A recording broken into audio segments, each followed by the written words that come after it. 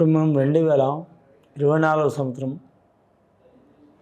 మే నెల 1వ తేదీ నుంచి 31వ తేదీ వరకు ద్వాదశ రాశుల్లో రెండవ రాశి వృషభ రాశి వారి జ్యోతిషం భూత భవిష్యత్తు వర్తమానం ఎలా ఉందో గ్రహబలం, గృహబలం, వాస్తుబలం, శాస్త్రబలం, గవ్వల శాస్త్రం వేసి చూద్దామండి. 9 గవ్వలు 3 సార్లు వేసి వాటిని లెక్కబెట్టి చూద్దామండి. ఈ గవ్వల శాస్త్రాన్ని లఘుట ప్రశ్న శాస్త్రం అంటారు, అలాగే చింతామణి శాస్త్రం అంటారు. ఈ వేదకాలం నుంచి చాలా కాలం నుంచి ఉందండి ఈ శాస్త్రం. కాకపోతే కొన్ని దశాబ్దాల నుంచి ఈ శాస్త్రాన్ని ఎవరు తెలుస్తలేదు, కానీ మాత్రం 2-3 దశాబ్దాల నుంచి ఇప్పుడు మాత్రం చాలా క్లియర్గా తెలుస్తుంది. 9 సార్లు గవ్వలేసి వృషభ రాశి వారి పేరు మీద ఎలా ఉందో, అలాగే వృషభ రాశి వారి నక్షత్రాలు జన్మ యోగాల్ని బట్టి గవ్వలేసి వాటిని లెక్కబెట్టి కౌంట్ చేసి జ్యోతిష్యం చూద్దామండి.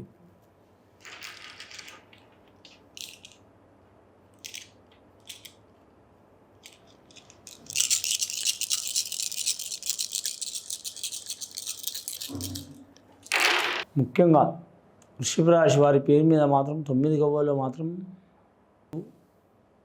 5-6 గవ్వలు పడ్డాయండి. శుక్రమహారదశ పడ్డదండి. వృషభ రాశి వారికి చాలా వరకు శుభయోగమైన గవ్వలు పడ్డాయండి వారి పేరు మీద. శుక్రమహారదశ స్త్రీ పురుషులకు మాత్రం చాలా వరకు విలాసవంతమైన జీవితం ఉంటుంది, సుఖవంతమైన జీవితం ఉంటుంది. చాలా సంవత్సరాల నుంచి, చాలా కాలం నుంచి, కొన్ని నెలల నుంచి, కొన్ని వారాల నుంచి, కొన్ని సంవత్సరాల నుంచి పడుతున్న బాధలు, చిక్కులు, చికాకులు తొలగిపోయే అవకాశం ఉంది.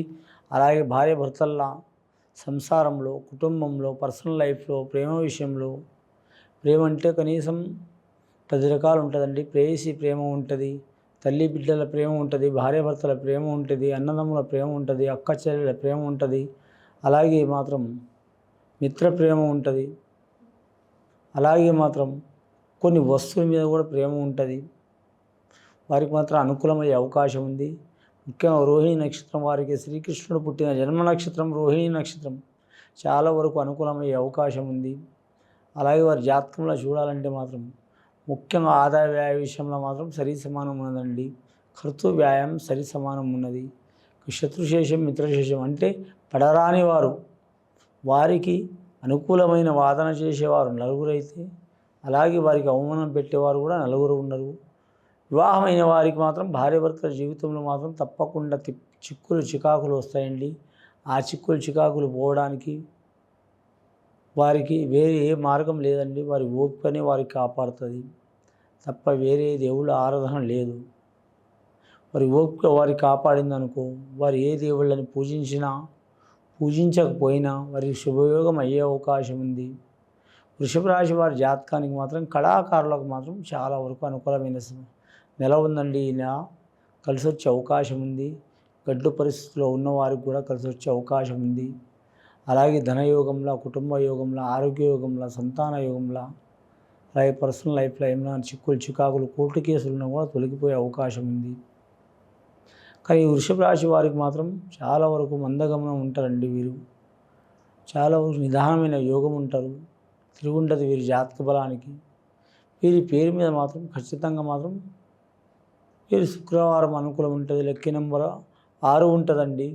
శుక్రవారం అమ్మవారిని, అలాగే అమ్మవారితో పాటు స్వామి శివుడు ఉంటాడు, కనకదుర్గమ్మకు శివుడు ఉంటాడు, పార్వతికి శివుడు ఉంటాడు, అలాగే విష్ణుమూర్తికి లక్ష్మీదేవత ఉంటుంది. కాబట్టి వెంకటేశ్వర స్వామికి పార్వదేవత, అలాగే అలివేలి మంగతాయారు కూడా ఉంటుంది. కాబట్టి కలిపి పూజ చేయటం చాలా వరకు శుభయోగం ఉంటుందండి. రెండవసారి గవ్వలేసి చూద్దామండి వీరి పేరు మీద ఎలా ఉంది వృషభ రాశి వారికి.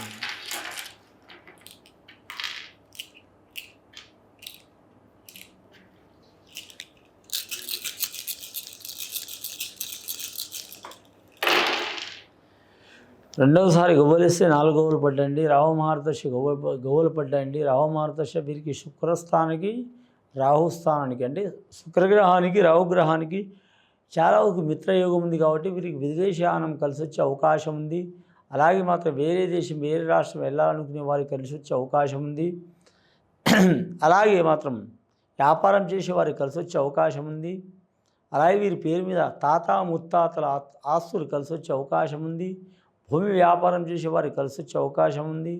వీరి జీవితం చాలా వరకు చూడాలంటే మాత్రం ఏ నెలైనా ఏ మాసమైనా ఏ సంవత్సరం అయినా సరే మాత్రం కష్టం కూడా తట్టుకుంటారు, సుఖం కూడా నిలుపుకుంటారు. కష్టం వచ్చిందని బాధపడే గుణం కాదు, సుఖం వచ్చిందని నా అంత ఎవరు లేరని ఎగిరే గుణం కాదు. సరి సమాన యోగంలో ఉంటారు. కోపం సహజంగా రాదు, వీరికి వస్తే మాత్రం చనిపోయేంత వరకు ఉంటుంది వీరి కోపం. వీరి జాతకానికి మాత్రం చాలా వరకు మాత్రం సుఖవంతమైన జీవితం ఉంటుంది. శ్రీకృష్ణుడు పుట్టిందే రోహిణి నక్షత్రంలో, అలాగే వృషభ రాశిలో శ్రీకృష్ణుడు భోగ విలాసంలో పుట్టిండని చాలా భగవద్గీతలో చెప్పినారు. గీత భగవద్గీతలు చెప్పారు, మధ్వ భగవద్గీతలు చెప్పారు, చాలా గీతలు చెప్పారు. కానీ శ్రీకృష్ణుడు పడ్డ తిప్పలు చాలా వరకు కొందరికి తెలుసు, కొందరికి తెలియదు. కాబట్టి వీరి జీవితం మాత్రం కష్టం సుఖం సరి సమానంగా స్వీకరించే యోగం ఉంటుందండి వీరి జాతక బలానికి. ముఖ్యంగా మాత్రం వీరి జాతకానికి ఇప్పుడు వరకైతే మాత్రం ఫస్ట్ వీరి జాతక బలానికి మాత్రం శుక్రమహారదశ 6 గవ్వలు పడ్డాయండి, ఇప్పుడు 4 గవ్వలు పడ్డాయండి, 10 గవ్వలు పడ్డాయండి. మూడవసారి గవ్వలే చూద్దాం వీరి జాతక బలం మీద, చూసి చెప్దామండి.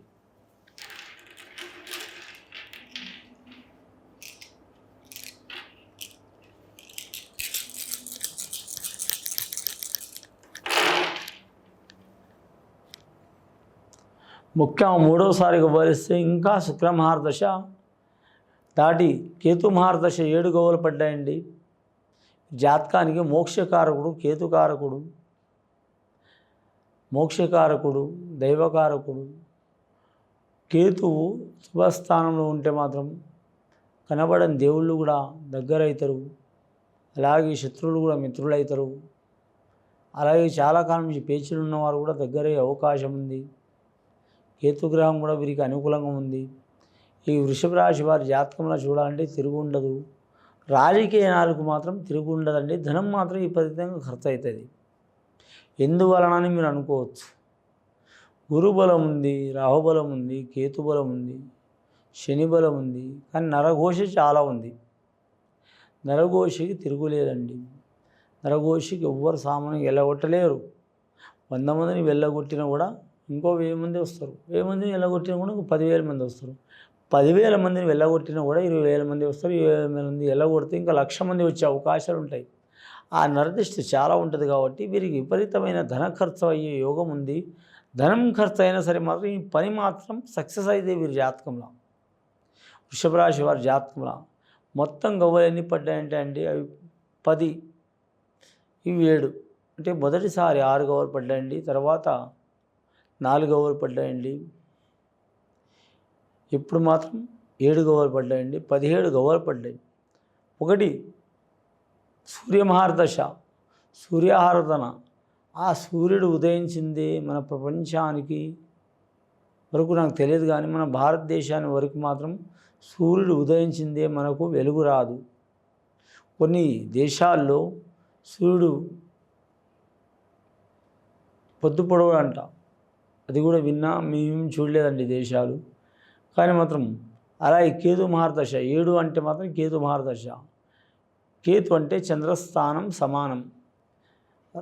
రవికి అలాగే కేతుకు ఏ దోషం లేదు. కాబట్టి వీరు తిరుగులేదు వీరి జాతక బలానికి.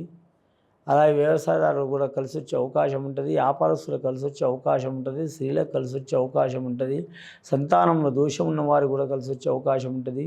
చాలా సంవత్సరాల నుంచి సంతానంలో దోషం ఉన్నవారు, సంతానం కలిగి నష్టపోతున్నవారు, సంతానం కలగని వారు, అలాగే నాగదోషం ఉన్నవారు, అలాగే గర్భదోషం ఉన్నవాళ్ళు, స్త్రీ గర్భదోషం ఉన్నవారు, అలాగే పురుషులు శుక్రదోషం ఉన్నవారు. శుక్రదోషం అంటే మాత్రం అన్నీ పగలగొట్టి చెప్పాల్సిన అవసరం లేదండి. శుక్రదోషం అంటే మాత్రం చాలా వరకు మాత్రం స్త్రీలకు అండాలు ఎలా పనిచేయవో అలాగే పురుషులకు కూడా మాత్రం వారు సంసారపరంగా సంతృప్తిగా ఉన్నా కూడా మాత్రం వీర్య కణాలు పనిచేయవు.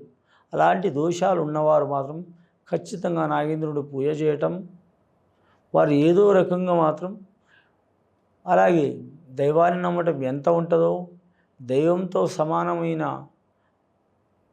మన వైద్యుల్ని కూడా నమ్మటం వారికి చాలా వరకు శ్రేయదాయకం ఉంటుందండి.